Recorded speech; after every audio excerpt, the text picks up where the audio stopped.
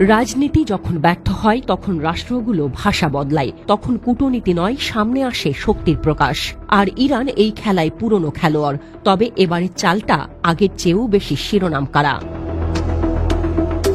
জায়গাটা এমন যেখানে দিনের আলো পৌঁছায় না, স্যাটেলাইটও তার উপস্থিতি ধরতে ব্যর্থ। কোনো শহরের মতোই গঠন, কিন্তু সেটা মাটির নিচে শত শত ফুট গভীরে। আর এই শহরে বাড়ি নয়, আছে ক্ষেপণাস্ত্র, হাজার হাজার অত্যাধুনিক নিখুঁত লক্ষ্যভেদী ক্ষেপণাস্ত্র।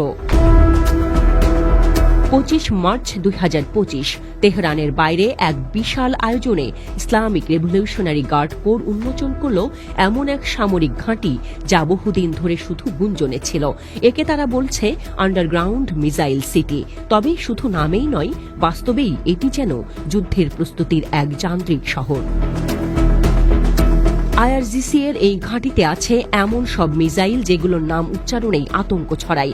এমাদ, সাজিল, কাদেরেইচ, খাইবার শেকান আর হাজ কাসেম। প্রতিটি মিসাইলই অত্যাধুনিক প্রযুক্তিতে তৈরি, উচ্চ গতির, দীর্ঘ পাল্লার আর নিখুঁতভাবে লক্ষ্যবস্তুতে আঘাত হানতে সক্ষম। তবে প্রশ্ন হচ্ছে, ইরান কেন হঠাৎ এত বড় একটা ঘাঁটি প্রকাশ্যে আনল? কেন এতদিনের গোপন এক ব্যবস্থা সামনে এনে দেখিয়ে দিল বিশ্বকে? বিশ্লেষকরা বলছেন, এটি ছিল এক প্রকার চোখে আঙুল দিয়ে দেখিয়ে দেওয়া।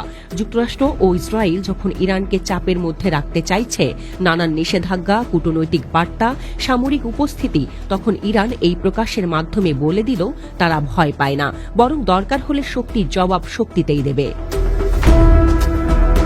এই ঘাঁটি এমনভাবে গঠিত যে এটি শুধু বোমা হামলা বা ড্রোন স্ট্রাইক ঠেকাতে সক্ষমই নয়, বরং যুদ্ধকালীন সময়েও নিরাপদ থেকে প্রতি আক্রমণ চালাতে পারবে।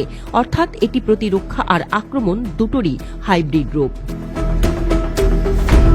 অনেকে একে ব্যাখ্যা করছেন ভিন্নভাবে। তাদের মতে এটি শুধু সামরিক প্রদর্শনী নয়, বরং এক রাজনৈতিক বার্তা। আগামী দিনে যদি পারমাণবিক আলোচনায় ইরানকে বাদ দেওয়া হয়, কিংবা যদি গাজা বা লেবাননে কোনো বড় সংঘর্ষ হয়, তাহলে ইরান প্রস্তুত, তা যেন আগে ভাগেই জানিয়ে দেওয়া হলো।